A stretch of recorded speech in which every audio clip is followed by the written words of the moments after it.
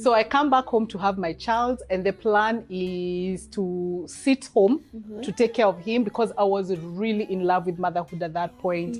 When I realized I was pregnant, something switched on in me. I was like, this is basically what I've been waiting for. So despite the fact that other things relationship-wise weren't working, I was in love with my baby from when he was in my womb. I was like, this is it. This is such a gift. He hit all his milestones. He sat, he smiled, he crawled, he ran across the room, he babbled.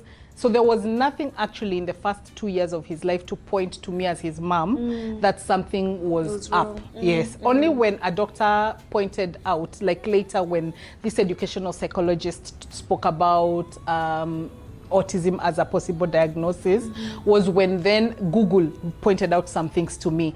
For example, that's when I started noticing that he was toe walking. So some kids with autism will walk on their toes and they won't want to put their feet on the ground firmly. Like when I was pregnant, I had such dreams about what my son would achieve, not only for his generation, but also for the country, because why not? I grew up being told I could do anything. And so if I give birth to a child, of course my child can do anything and everything. So when you then hear about a diagnosis, the first thing I think for every mother is heartbreak, because this isn't the dream that you had. And then worse still, if you've gone and Googled, because Google is, because it's actually a pause.